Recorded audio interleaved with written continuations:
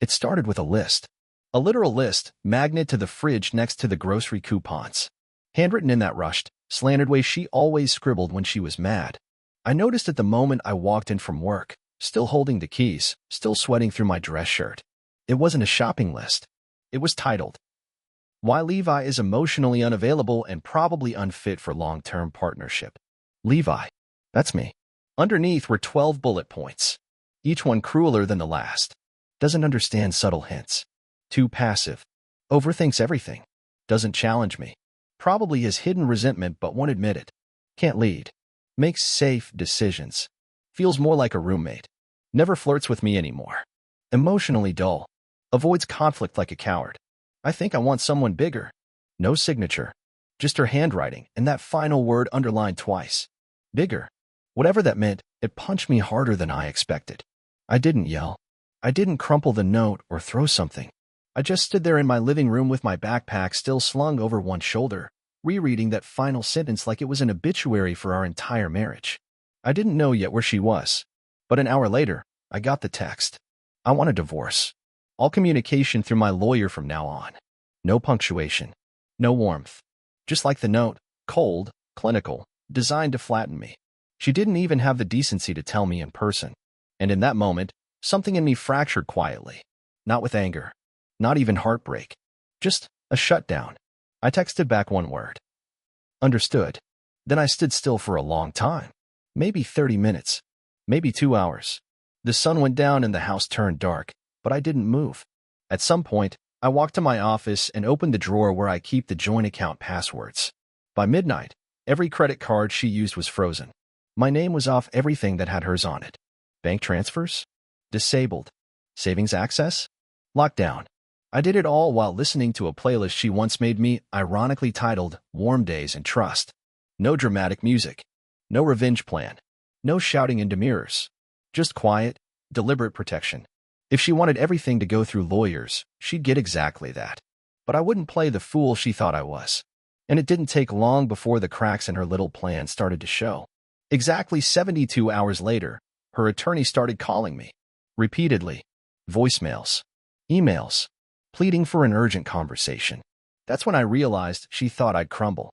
She thought I'd keep paying her rent while she stayed in that condo downtown.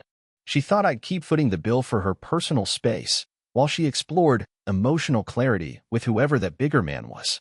But I wasn't Levi the pushover anymore. Not this time. And the truth about what she'd really been doing behind my back? Well, let's just say, it would make that list on the fridge look like a love letter. The first time her lawyer called, I didn't answer. Not because I wanted to be dramatic, but because I honestly had no desire to speak. She'd made her decision. She didn't want to be my wife, fine. But I sure as hell wasn't going to be her wallet on the way out. The second time, she left a voicemail. Her tone was clipped but clearly strained. "Mr. Dorman, this is Pamela Hastings, representing your wife. We need to discuss immediate support matters. Please call back as soon as possible." Support matters. She didn't say alimony. She didn't say housing or essentials. She said support. As if I had just wandered off from my responsibilities like a forgetful puppy. I waited 12 hours before I called back. Long enough for her to sweat. When Pamela picked up, her words came fast. "Mr. Dorman, thank you for returning the call. I'm sure this is all very emotional, but Marissa is concerned. She hasn't had access to her bank accounts and—" "I didn't touch her accounts," I said. "Just mine." There was a pause. "She's been financially dependent on your contributions. She expected a transition period. You left her in a difficult situation. She said to go through you," I replied flatly. "That's what I'm doing." There was another pause. This one longer. I could hear papers being shuffled. Then she dropped the mask. "Is this retaliation?" I almost laughed. "No, Miss Hastings. It's called boundaries." She wrote me off in a single sentence. I'm simply honoring it. But the truth was, Marissa wasn't struggling because I'd pulled the plug. She was struggling because she hadn't told her lawyer the full truth. See, 2 weeks before the fridge list, I had already begun collecting data. My gut had started whispering things I didn't want to hear. Random charges to luxury boutiques in a city she said she hadn't been to in months. Ubers taken from an unfamiliar address back to yoga. And a photo, sent anonymously to my work email, showing her in a rooftop bar, her arms around a man who wasn't me. The man's name? Graham. A personal trainer. The same one who ran her corporate retreat last spring. I hadn't confronted her. I'd stayed quiet. Because when someone's planning their escape, the smartest thing you can do is let them walk toward the cliff. And she did. But here's where it got strange. 3 days after I froze her access, her cousin Rachel called me. Now, Rachel and I weren't exactly close, but we were always cordial. She sounded hesitant. Levi, I know I shouldn't get involved, but Marissa's not staying at her apartment. What do you mean? She's at our aunt's place in Pine Ridge. Says her condo lease fell through. She's been sleeping on a futon. Why are you telling me this? Because I think she expected, I don't know, a backup plan? And she's acting like you betrayed her. That's when I realized Marissa had played the game one step too confidently. She had burned the bridge and then assumed I'd quietly keep building the next one for her. But the worst wasn't her betrayal. It was the secret she was still hiding. A secret I had only started to uncover. One that made that list she left on the fridge feel like a preemptive strike. She was trying to label me as the emotionally unavailable one to justify what she'd already done. And the more I peeled back, the more I began to see. Marissa's clean exit plan? It wasn't just a divorce. It was a setup, and she was counting on me staying silent. But not this time. When someone betrays you, you start questioning every normal moment that came before it. Every dinner, every weekend trip, every love you text. It all starts to feel staged, like a bad play you didn't realize you were in. That's exactly how I felt the morning after I spoke to Marissa's lawyer. I couldn't sleep. My brain was a mess of cold facts and hot memories. So I did what I always do when I feel out of control. I cleaned. But not just any cleaning. I tore apart the garage. That's when I found it. An old key ring I didn't recognize buried in a shoebox labeled Christmas lights. One of the keys had a yellow tag on it with a scribbled number, 47B, Blue Hills Storage. I'd never rented a storage unit in my life. And I knew for a fact Marissa hadn't mentioned anything about one. By noon, I was standing in front of Unit 47B. It was a small facility on the outskirts of town, the kind of place where people stash things they either don't want seen or don't want remembered. The guy at the front desk barely looked up as he slid me the access form. I signed.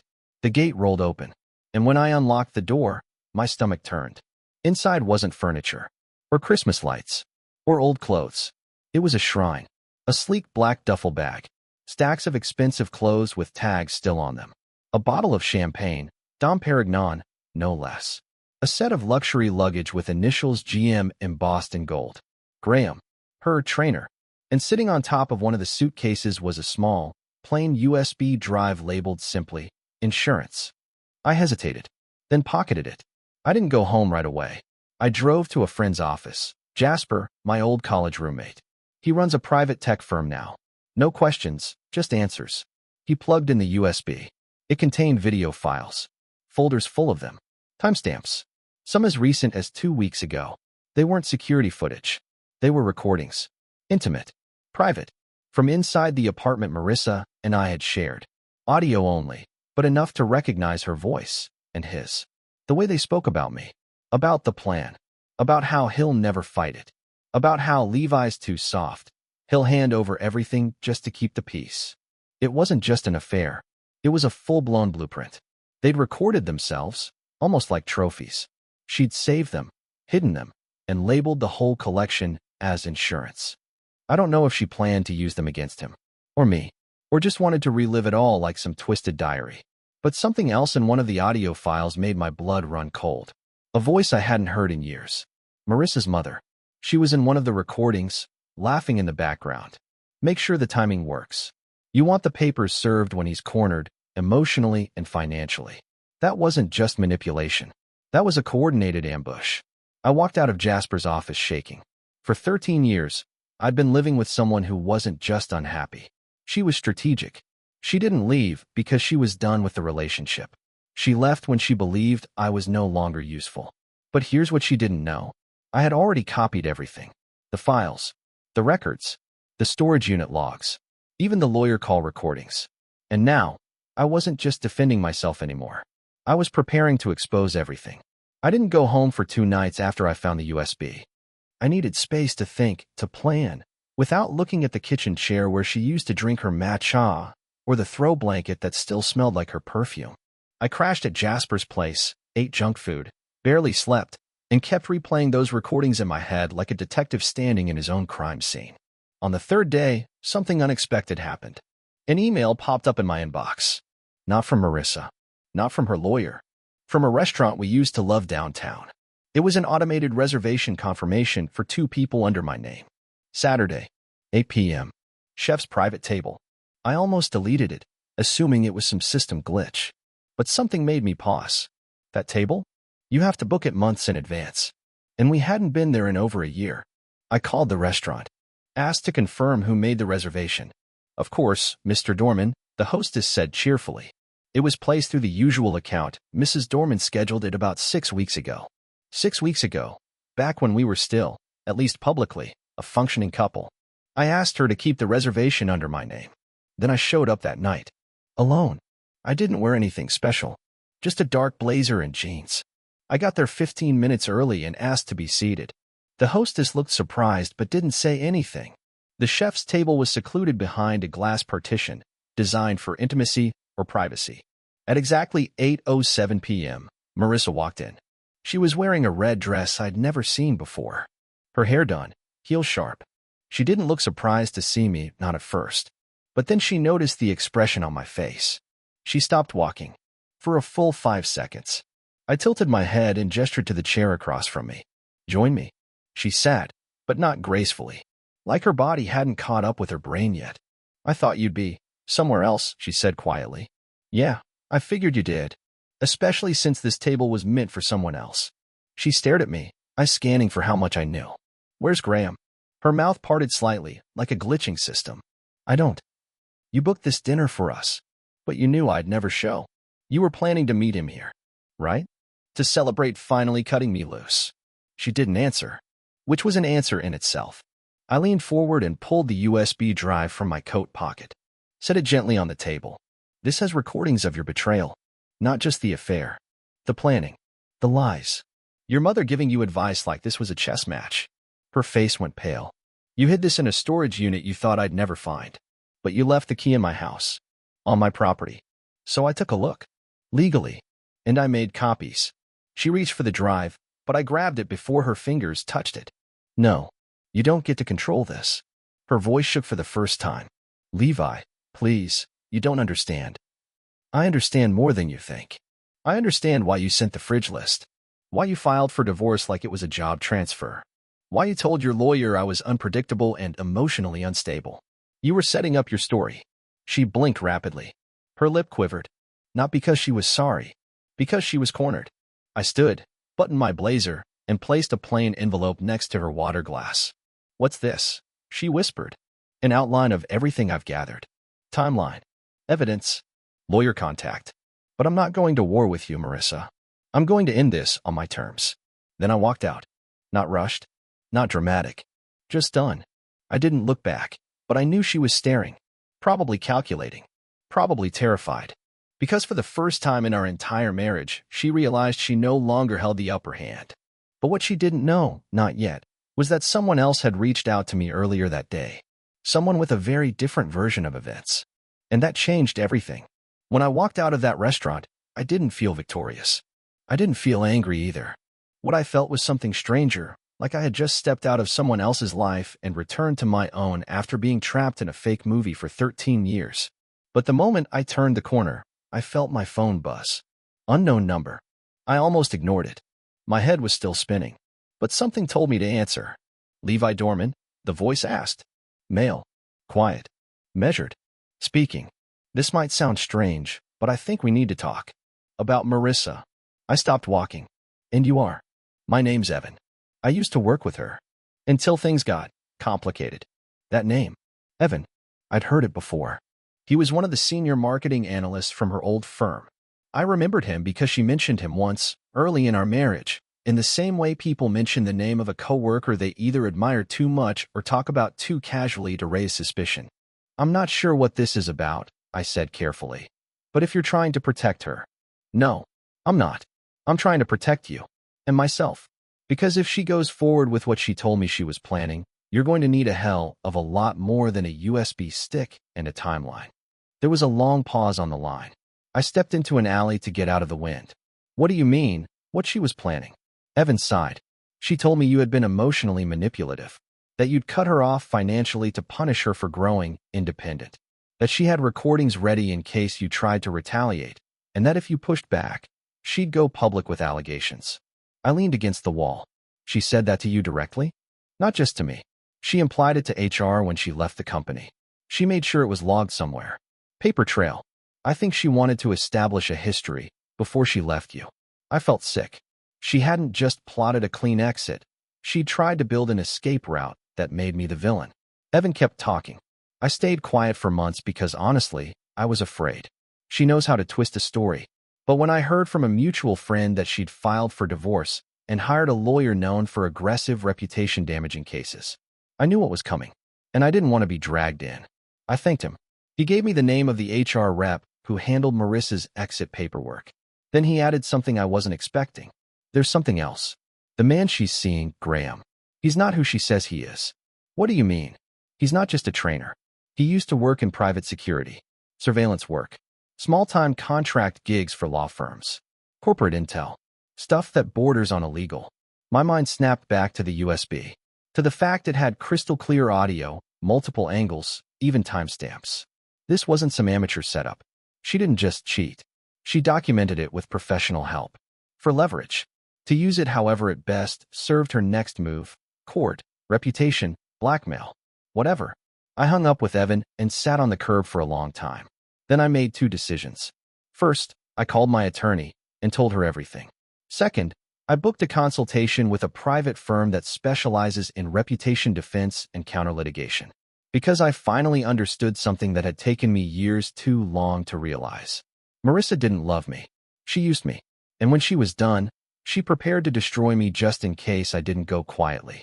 But now she'd underestimated me. And she'd underestimated the truth.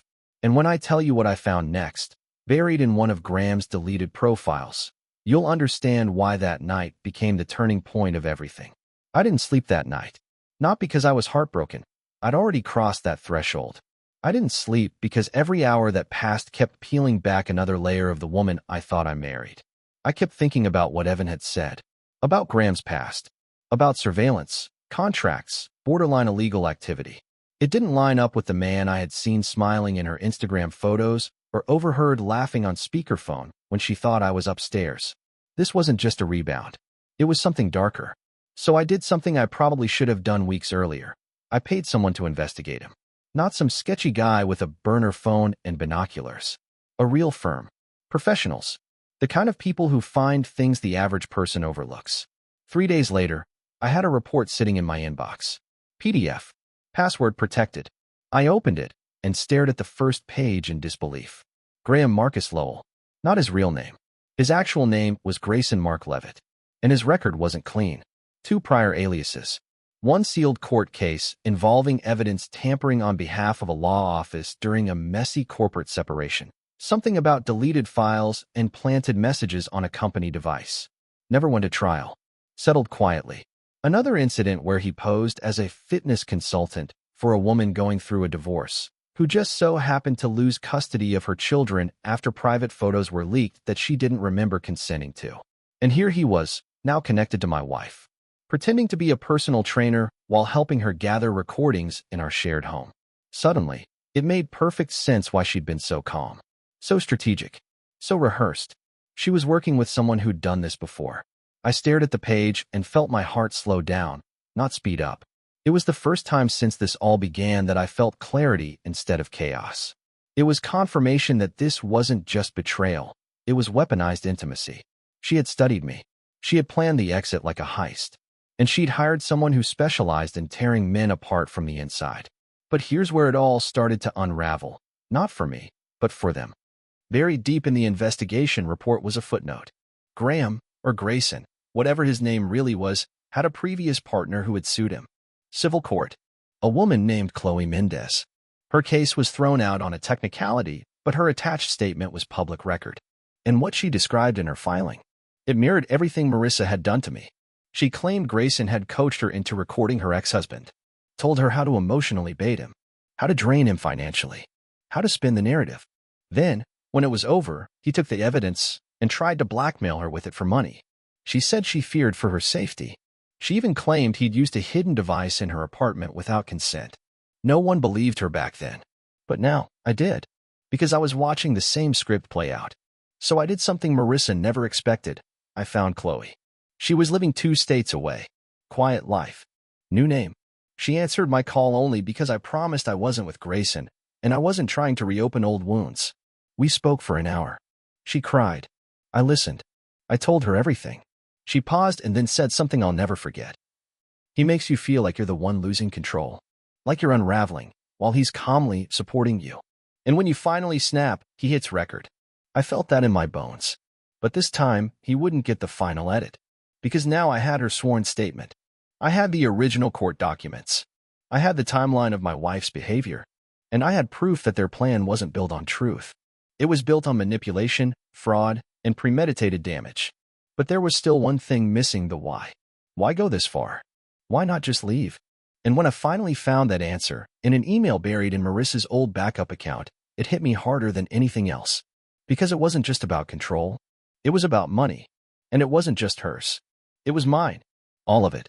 The email wasn't supposed to exist anymore. I only found it because I remembered a conversation from 2 years back, when I barely noticed at the time. Marissa had asked if we could switch her email provider because she didn't like the layout of the one I'd originally helped her set up. I kept access because I was the one who set up recovery. She probably thought I'd forgotten. But after Chloe's call, I logged in. There were only a few things in that old inbox: some junk mail, a few newsletters, and a thread labeled Funding. Final draft. It was between Marissa and someone named Janine Langston. The name rang no bells. But when I clicked it open, everything began to take shape. Janine wasn't a stranger. She was an estate attorney. And in one of the attached PDFs was a document titled Spousal Rollover Clause Review, Preliminary. It was a draft of a financial agreement connected to an inheritance trust I'd received from my late aunt just 6 months before everything started unraveling. The trust wasn't massive, but it was significant enough. It had certain clauses tied to marital status. Namely, that if I died while still married, the trust would pay out a secondary insurance sum, but only if the spouse wasn't found responsible for financial abuse or infidelity. Now here's the disturbing part. The document Janine sent back wasn't just a review of the trust. It was a strategy note. Her exact words? Assuming spousal optics remain clean, the rollover should hold. The timeline will be delicate. Filing must precede asset division by no more than 45 days. Emotional neutrality on the record will matter in deposition. It wasn't financial advice.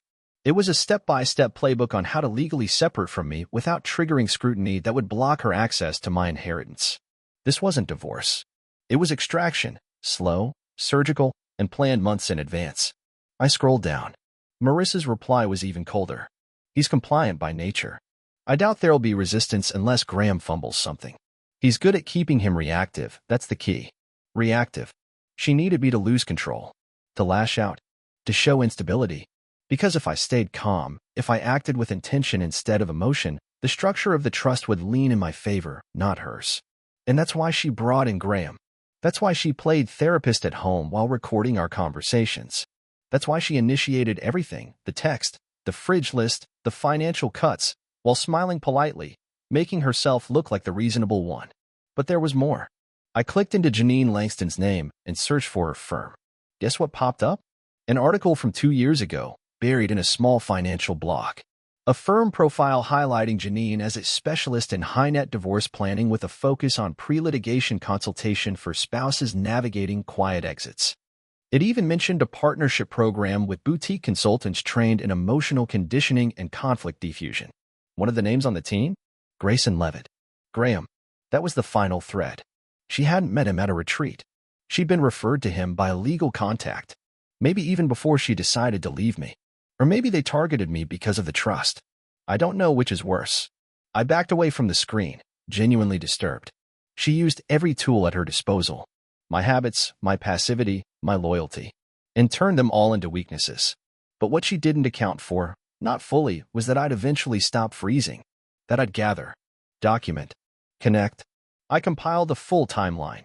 Graham's real identity, Chloe's statement, the USB recordings, the email thread, the trust manipulation. Then I sent everything to my lawyer. Not to blow it up. Not yet. But to protect myself. Legally. Permanently. The next morning, her lawyer called again. Not with demands. With a request. Marissa, she said, wanted to revisit the tone of the separation and reframe the structure of our agreement. That's legal talk for. She knows I know. I told the lawyer I'd think about it. But I already knew the answer. Because there was still one thing Marissa didn't realize. I wasn't the one fighting for revenge. I was fighting to make sure she never did this to anyone again. And for that, I needed one more thing. Her confession on the record. It was almost poetic how it all ended. Not in court. Not with shouting. Not with dramatic courtroom declarations or some viral takedown. It ended quietly. Precisely. On my terms. After Marissa's lawyer called to revisit the tone, I agreed to a meeting. In person. Neutral ground. No attorneys present for the first hour. Just her and me, with a mediator in the next room. I didn't tell her what I had. I wanted her to speak freely. To see if anything inside her still resembled a real person, not the strategist I'd come to know. She walked in confident, as always. Perfect posture. Subtle makeup. Designer heels. Still performing. I waited until we were seated and the small talk burned out. Then I placed a single folder on the table. This, I said, is everything. The recordings. The email threads. The financial forensics. The court filings. Chloe's testimony. Even your legal drafts with Janine. I know it all. And I've protected myself from every angle. Her eyes didn't widen. Her mouth didn't drop open. She just sat still, locked in the kind of silence you only see in people who finally realize the script is over.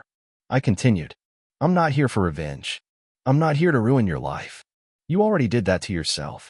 I'm here for one thing, a clean end. No public destruction. No slander. No courtroom drama. But you'll walk away with nothing you didn't earn. And you'll sign a declaration of withdrawal from all future claims. Permanently. She swallowed hard. You could have humiliated me, she said quietly. I still could, I replied. But I won't. Why not? And this time, I smiled. Because the most powerful thing I can do is not become what you expected. You prepared for rage. You wanted chaos. But I'll give you peace. You don't deserve it, but I do. She didn't cry. But I saw something in her face fall apart. Not because she'd lost the money, but because she'd lost control of the story. In the weeks that followed, the paperwork moved fast. She signed. I signed. The lawyers formalized everything. The inheritance remained untouched. My reputation stayed clean. Hers? Quietly bruised, but intact, because I chose grace instead of destruction. The apartment became mine again. The silence finally stopped feeling hollow. I adopted a dog from a shelter. Started waking up without dread. Went back to writing, something I hadn't done since college. Reconnected with my sister.